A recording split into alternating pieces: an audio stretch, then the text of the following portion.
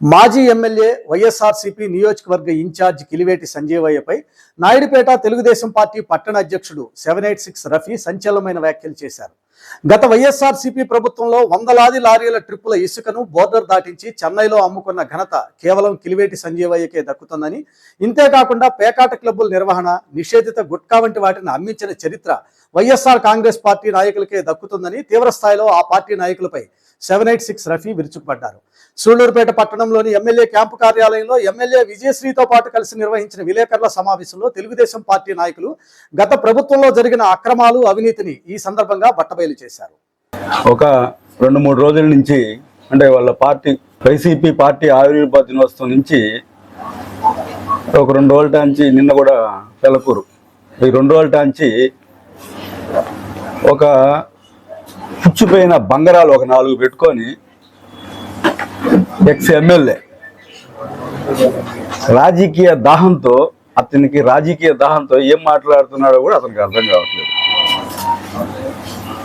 ఒక పిచ్చోడిని పెట్టుకొని నిన్న పెలకూరు మండలంకి వెళ్ళడం జరిగింది. పెలకూరు మండలం రీచ్ ఇతనే చెప్తాడు, మళ్ళీ మీడియాలో రీచ్ అని ఇతనే చెప్తాడు. మళ్ళీ ఆడ పోయి ఇది అక్రమంగా ఇసుకెత్తున్నారు అని అనుకున్నాడు. సంజయ్ గారు, నేను మిమ్మల్ని ఒకటి అడుగుతున్నాను సూటిగా, అంటే మా నాయకులందరూ కూడా ఇసుక గురించి, అక్కడ రీచ్ గురించి, విధి విధానాలు ఏంటి అనేది కూడా మీకు అన్ని కూడా తెలియజేస్తున్నారు. మరి దాని గురించి కూడా ఇంక మా వాళ్ళు తెలియజేస్తున్నారు కాబట్టి మరి దాన్ని ఇంకా లాగాల్సిన అవసరం లేదు. సంజయ్ గారు ఎమ్మెల్యే గారి గురించి, వాళ్ళ ఫాదర్ గురించి మరి మాట్లాడితే, జీపీ సార్ గురించి మాట్లాడుతూ, మళ్ళీ మాట్లాడితే చంద్రబాబు నాయుడు గురించి మాట్లాడుతూ, లోకేష్ గారి గురించి మాట్లాడుతూ, వాళ్ళ కాలు కోటి సరిపోతావా నువ్వు? నేను అడుగుతున్నాను మిమ్మల్ని. నీకన్నా అక్రమార్కులా, నీకన్నా రౌడీజాలు చేసిన వాళ్ళ, నీకన్నా అవినీతిగా సంపాదించిన వాళ్ళ? గతంలో టిట్కో ఇళ్ళ కాడ కనీసం ఒక 500 పైచిలుక లారీలు ఇసుక టిట్కో ఇళ్ళ వెనక్కునింది. మరి ఆ రోజు నువ్వు ఉన్నావు, నేను ఉన్నా. ఆడ క్వారంటైన్ సెంటర్ పెట్టినప్పుడు పోయినాం, చూసినాం, పెద్ద కొండ. మరి క్వారంటైన్ సెంటర్ ఎత్తేస్తేనే ఆ కొండ ఎక్కడికి పోయింది సంజీవ్? నేను అడుగుతున్నాను నిన్ను. ఇసుక కొండ టిట్కో ఇళ్ళ కోసం గవర్నమెంట్ డబ్బులు పెట్టి లారీలతో ఎత్తి ఆడ ఇసుక ఎత్తి ఆడ డంపింగ్ చేసింది టిట్కో ఇళ్ళకి కట్టేదానికి. మరి క్వారంటైన్ సెంటర్ అక్కడి నుంచి ఎత్తేస్తేనే ఇసుక కూడా ఎక్కడికి వెళ్ళిపోయింది సంజీవయ్య? అవన్నీ నువ్వు చెన్నైకి సప్లై చేయలేదా నువ్వు? మరి సూళ్లూరుపేటలో ఇక్కడ ఒక సీనియర్ వైఎస్ఆర్సీపీ లీడర్ అంటే ఒక ఎంపీపీని పెట్టుకొని మొత్తం నువ్వు చెన్నైకి సప్లై చేయలేదా? ఒక బండి 1.5 లక్ష రూపాయల లెక్క నువ్వు సప్లై చేసావు. మొత్తం 7.5 కోటికి పై చిలుక ఆ ఇసుకలో నువ్వు దోచుకున్నావు. ఇది వాస్తవా అవాస్తవా? ఎక్కడ పోయిందా ఇసుక? చెప్పులే. మరి ఇంకొక టిట్కో ఇల్లు కట్టించడానికి ఏమైనా పంపించావా? లేదంటే నువ్వేమైనా జగన్ ఇల్లు కట్టించడానికి ఏమైనా పంపించావా? ఎక్కడికి పోయింది ఆ ఇసుక? మరి ఆ లారీ నెంబర్లతో కూడా ఉన్నాయి నా కాడ. ఆ లారీ నెంబర్లతో కూడా రాత్రిలో నువ్వు పెట్టించి లారీ నెంబర్లతో కూడా ఉన్నాయి. మొత్తం చెన్నైకి సప్లై చేయలేదా నువ్వు? మరి ఈరోజు తెలుగుదేశం పార్టీ అధికారంలో వచ్చిన తర్వాత నెలల విజయశ్రీ నాయకత్వంలో కొండేపాటి గంగా ప్రసాద్ గారి సూచనల మేరకు ఈరోజు పరిపాలన నడుస్తూ ఉంది. మీరు ఏం మాట్లాడుతున్నారో కూడా మీకు తెలియకుండా మీరు మాట్లాడుతున్నారు సంజయ్ గారు. మీ సంస్కారం గురించి అందరికీ తెలుసు. మీరు ఎంత మంచి సంస్కారగల్లో అని.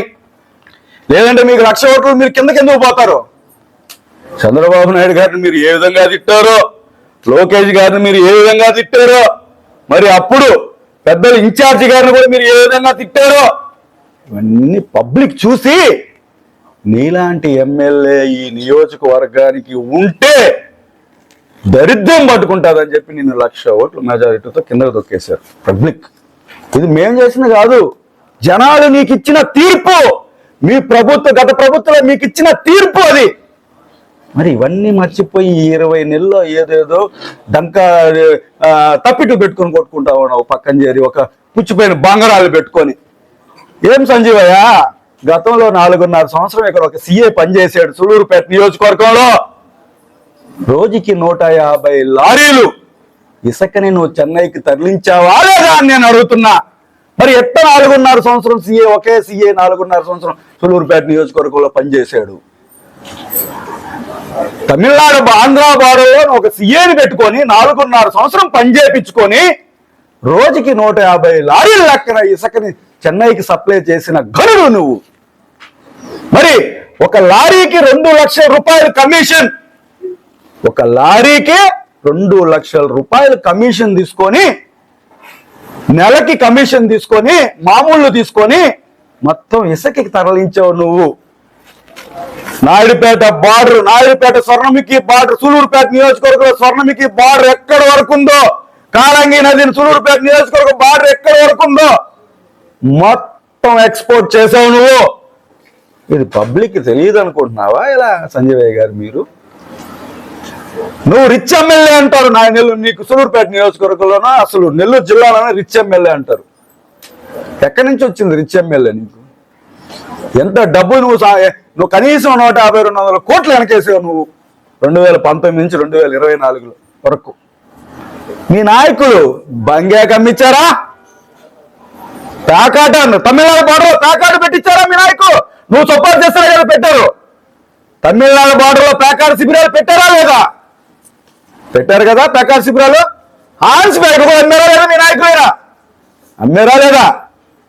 మరి నువ్వు మా నాయకుల గురించి మాట్లాడుతా ఉన్నావు. తెలుసుకొని మాట్లాడాలి సంజయ్ గారు. మీరు ఏమి 20 నెలలు పరిపాలనలో మీకు ఏమి పోరాడండి. మేమైనా పొద్దుమ్మా మా ప్రభుత్వంలో ఏదైనా తప్పు ఉంటే మీరు పోరాడండి, మేము కూడా ఏకీభవిస్తాం. అసెంబ్లీ పోయినప్పుడు 4-5 సార్లు మాట్లాడుతుంది.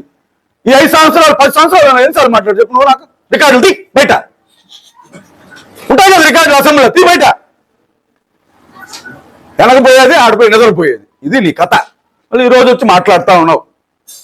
ఏం తెలియదు అనుకుంటున్నావు మాకు? కరెక్ట్ కాదు సంజయ్ గారు. ఇది మీరు మీ తీరు మార్చుకోండి. ఇంకా 3 సంవత్సరాలు ఎలక్షన్ ఉంది. ఇప్పటికి 20 నెలలే అయింది. రేపు మీరు ఇంకొక 15 సంవత్సరాల దాకా మీరు వైసీపీ ప్రభుత్వం కనపడదు. తల్లికి అన్నం పెట్టలేడు, పిన్నికి వడ్డానం తీసిచ్చాడంట. అట్టుంది మీ కథ. తల్లికి అన్నం పెట్టినాడు, పిన్నికి వడ్డానం తీసిచ్చాడంట. ఈ కథలు నడుస్తున్నాయి మీ పార్టీలో, నడుస్తున్నాయి కూడా ఇప్పుడు కూడా. మరి అట్టుండదు మీ పరిస్థితి.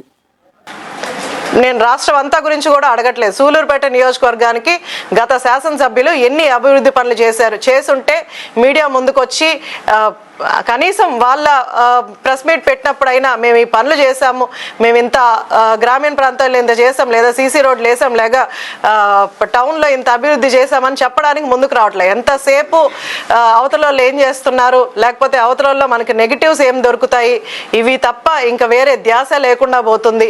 అలాగే ఇందాక సుధాకర్ రెడ్డి గారు చెప్పినట్టు ఎవరిని హత్య చేయలేదు, ఎవరినైనా చేస్తుంటే అంటే గతంలో వాళ్ళు డోర్ డెలివరీ చేశారని మాట్లాడుతున్నారు.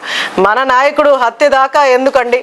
కేవలం ఒక వాళ్ళ భారతిరెడ్డి గారిని ఏదో ఒక మాట అన్నారని సోషల్ మీడియాలో సస్పెండ్ చేసి అరెస్ట్ చేసిన పరిస్థితులు, లేదా చిన్న తప్పు చేస్తే దానికి కూడా సస్పెన్షన్ ఇచ్చి తర్వాత 3-man కమిటీనో ఇలాంటివి వేసి వాటి గురించి ఇన్వెస్టిగేషన్ చేయించి దాని గురించి జాగ్రత్తలు తీసుకుంటారు. కానీ మీ ప్రభుత్వ నాయకులు హత్యలు చేస్తే ఎమ్మెల్సీ పదవులు ఇస్తారు, హత్యలు చేస్తే చైర్మన్లుగా ఇస్తారు, లేదా ఎమ్మెల్యే సీట్లు ఇస్తారు. అసెంబ్లీలో మనం నిద్రపోయేది పక్కన పెట్టండి, అవతల మీద అసత్య ప్రచారాలు లేకపోతే ఎవరో ఒకరిని పర్సనల్ గ్రడ్జెస్తో పర్సనల్గా మాట్లాడడం తప్ప రాష్ట్ర అభివృద్ధి కోసం ఎంతవరకు మనం చేయగలం? ఎందుకంటే మనం నియోజకవర్గంలో సమస్యలని చూస్తూ ఉంటాం. అది మనం చెప్పే వేదిక అసెంబ్లీ. ఒక మంచి వేదిక దగ్గర మనం అసెంబ్లీలో మనం ఏదైనా సమస్యల గురించి మాట్లాడితే వాటి గురించి యాక్షన్ తీసుకొని వాటి సమస్యలు పరిష్కారం అయ్యే ఆలోచన ఏ ఒక్క నాయకుడికి కానీ లేదు. ఈరోజు అలాంటి వ్యాఖ్యలు చేశారు కాబట్టి ఈరోజు 151 సీట్ల నుంచి 11కు వచ్చారు. ప్రజలకి విషయం తెలుసు, నిజాన్ని గ్రహించే ఎబిలిటీ వాళ్ళకు ఉంది. కాబట్టి ముందు మీరు తెలుసుకోండి, మీ వెనకాల జనబలం ఉంది, ఎవరినో ఒక 4 వెహికల్స్ని తీసుకొచ్చి అధికారులను బెదిరించి లేకపోతే అక్కడ ఉన్న డ్రైవర్లు కొడితే మీ రౌడీయిజాల వల్ల ఎవరు ఇక్కడ భయపడే వాళ్ళు లేరు. చంద్రబాబు నాయుడు గారు అంటే ఇక్కడ మీకంటే పెద్ద రౌడీలుగా మేము ఉంటాము, కూటమి ప్రభుత్వాన్ని నిలబెట్టుకుంటాము, ఖచ్చితంగా మన నాయకుడిని ఏమన్నా అంటే మాత్రం ఖచ్చితంగా అందరు రెస్పాండ్ అవుతారు. కాకపోతే మన నాయకుడు ఎప్పుడు కూడా పార్టీలకు అతీతంగా మీరు అభివృద్ధి పనులు చేయండి, ఎలాంటి కక్ష సాధింపులకు వెళ్ళొద్దు, ఎలాంటి గొడవలకు వెళ్ళొద్దు అని ఆయన అక్కడి నుంచి మమ్మల్ని కంట్రోల్ చేస్తున్నారు. కాబట్టి నాయకులందరూ కూడా సైలెంట్గా ఉంటున్నారు. దీన్ని చేతగానంతనంగా తీసుకొని మీరు ఎక్కడ పడితే అక్కడ గొడవలు చేసి రచ్చలు చేస్తుంటే మాత్రం ఖచ్చితంగా మేము ఏదైనా సమస్య ఉంటే లేదా అక్కడ ఏమైనా అక్రమాలు జరుగుతుంటే మీరు అధికారులకి ఇన్ఫార్మ్ చేయండి, లేదా ఇన్వెస్టిగేషన్ చేయించండి, లేదంటే అక్కడ పోలీస్ డిపార్ట్మెంట్కి చెప్పండి, లేదా మైనింగ్ వాళ్ళకి చెప్పండి. మీ ఇష్టం వచ్చినట్టు దౌర్జన్యాలు చేయడం, కర్రలు తీసుకొని రావడం, ల్యాప్టాప్లు పగలగొట్టడం, డ్రైవర్లని కొట్టడం, ఎంతవరకు మీరు ఇంకా ఎన్ని దౌర్జన్యాలు చేస్తారు? ఇంకా నుంచి ఇలాంటి దౌర్జన్యాలు ఖచ్చితంగా నియోజకవర్గంలో జరిగితే ఖచ్చితంగా యాక్షన్ తీసుకునేలాగా మేము అందరం కూడా పోరాడతాం. మీరు ఏదన్నా ఉంటే అభివృద్ధి పనుల్లో పోరాడండి, ఏదైనా మేము చేయడానికి సిద్ధంగా ఉన్నాం.